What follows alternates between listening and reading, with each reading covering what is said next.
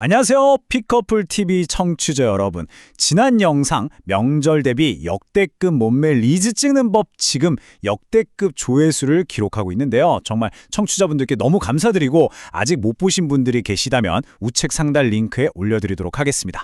꼭 보시고 오시면 오늘 이야기를 듣는데 조금이나마 도움이 되실 겁니다. 오늘은 그 두 번째 시간 명절 음식에 대한 AI 다이어트 식단 분석 시리즈 2탄 바로 과일 이야기입니다. 특히 여러분이 믿고 건강하게 먹는 과일에 대한 충격적인 이야기와 그 뒤에 숨겨진 지방이 생기는 1순위 근본적인 원리를 AI가 조사한 과학적 자료를 바탕으로 완벽하게 준비했으니 기대하셔도 좋습니다. 본격적인 분석에 앞서서 제가 한 가지만 좀 강조하고 싶어요. 제가 이 채널에 올리는 모든 내용은요, 그냥 일반 AI 모델 하나로 뚝딱 만드는 게 아닙니다. 최신 AI 모델 여러 개를 총동원해서 서로 교차 검증하고 그중에서도 가장 신뢰도 높은 결과만을 공유하는 거니까 정말 믿고 보셔도 좋습니다. 자, 오늘 분석의 출발점은 바로 이 한 문장입니다. 서울대병원 이승훈 교수의 연구 결과에서 나온 말인데요. 과일이 밀가루보다 더 나쁠 수 있다는 이 충격적인 경고. 아니, 건강의 아이콘이었던 과일이 어쩌다가 이런 평가를 받게 된 걸까요? 지금부터 그 배후를 낱낱이 파헤쳐 보겠습니다.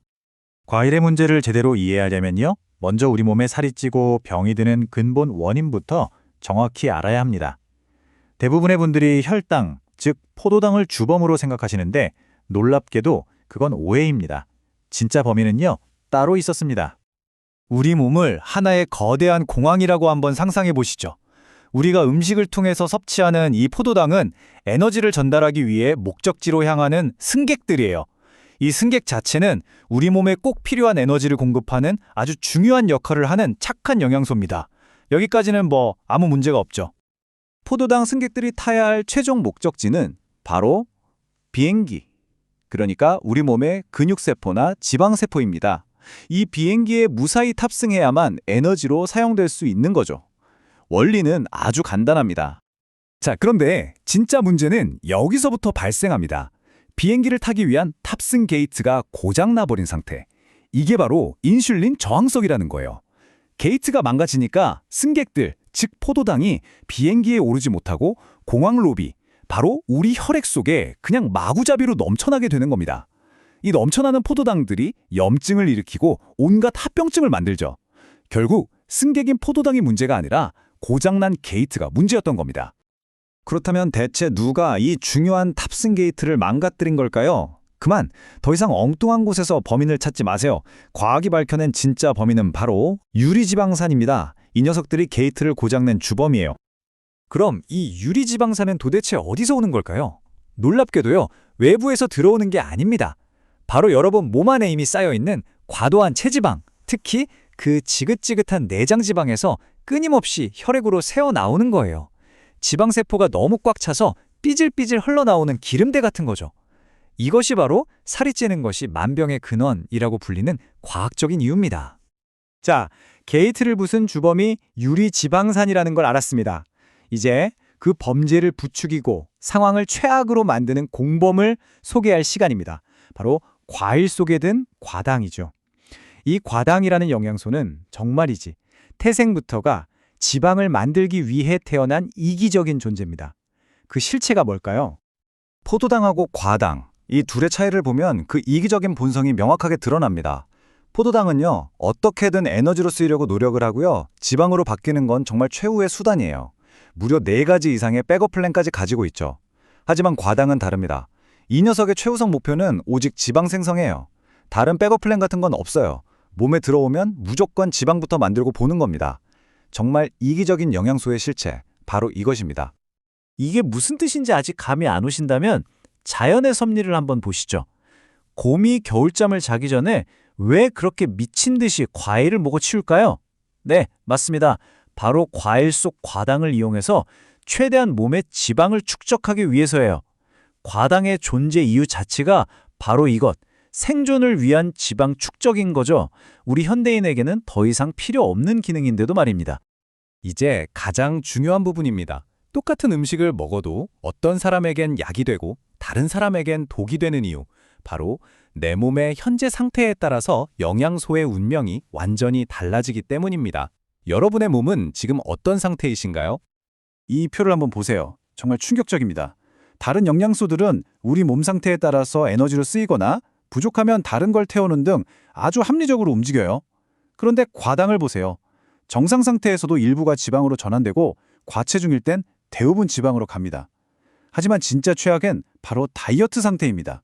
몸에 에너지가 부족해서 근육까지 녹여 쓰는 그 와중에도 과당은 꿋꿋하게 지방을 만들고 있다는 거예요. 굶는 와중에도 지방을 만드는 유일한 영양소?